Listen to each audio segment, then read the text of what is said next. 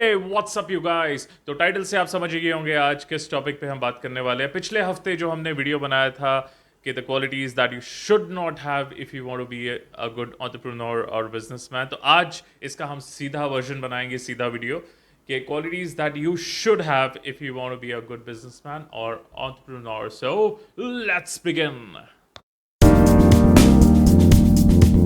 पहली क्वालिटी जो आप में होनी चाहिए अगर आपको बिजनेसमैन या एंटरप्रेन्योर बनना है वो है पीपल स्किल्स, यानी कि इंटरपर्सनल स्किल्स।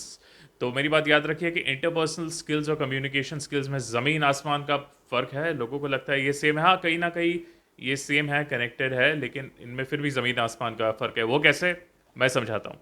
देखिए, कम्युनिकेशन स्किल्स होता है आपकी बातचीत करने की, आपकी बोलने की कला, how you use your communication to enchant people or to affect people in a positive way is your communication skills. लेकिन interpersonal skills एक बहुत ही अलग चीज़ है। हेनरी फोर्ड, जो फोर्ड मोटर्स के फाउंडर करता धरता थे, वो कहते थे कि मेरे कंपनी में अगर कोई सबसे इंपॉर्टेंट रिसोर्स है तो वो ह्यूमन रिसोर्स है। जी हाँ, ह्यूमन रिसोर्स। मैंने ऐसे बहुत सारे लोगों को देखा है who are big entrepreneurs and their communication might not be good. उनको थोड़ा सा एमटीआई है, उनके लैंग्वेज में मदर टंग इन्फ्लुएंस है, उनको इतनी अच्छी एजुकेशन नहीं मिली जितना वो चाहते थे due to whatever reasons, but they are amazing entrepreneurs क्योंकि उनमें वो मन मोह लेने वाली या दिल जीतने वाली एक कला है जो उनके पब्लिक इंटरेक्शन या इंटरपर्सनल स्किल्स में दिखाई देता है। तो गाइज, एक दूसरी सबसे बड़ी चीज़ अगर आपको एक बिजनेसमैन या एंटरप्रेन्योर बनना है तो पेशेंस। हाँ, ये सुनने में तो बहुत ही छोटा शब्द है, लेकिन बहुत सारे ऐसे लोग हैं जो बिजनेस के उतार चढ़ाव से उनका बीपी या हार्ट रेट बढ़ने लगता है। अगर आप वो हैं जिसमें सब्र नहीं है to tide over the bad times, then please don't get into business. Because आप देखिए, बहुत सारे बिजनेसेस हैं जो which are surviving over 100 years। ऐसे मुंबई में बहुत सारे रेस्टोरेंट्स हैं जो 100 साल से थर्ड या फोर्थ जनरेशन है जो बिजनेस कर रहे हैं।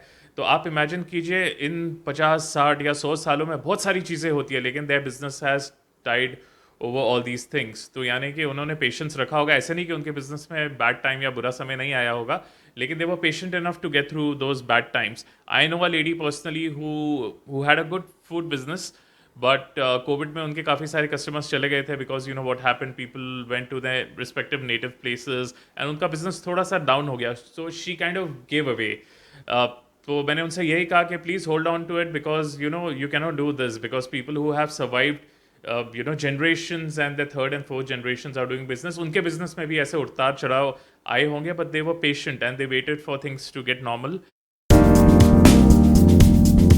लास्ट एक चीज़ मैं बोलना चाहूँगा कि your ability to accept rejections.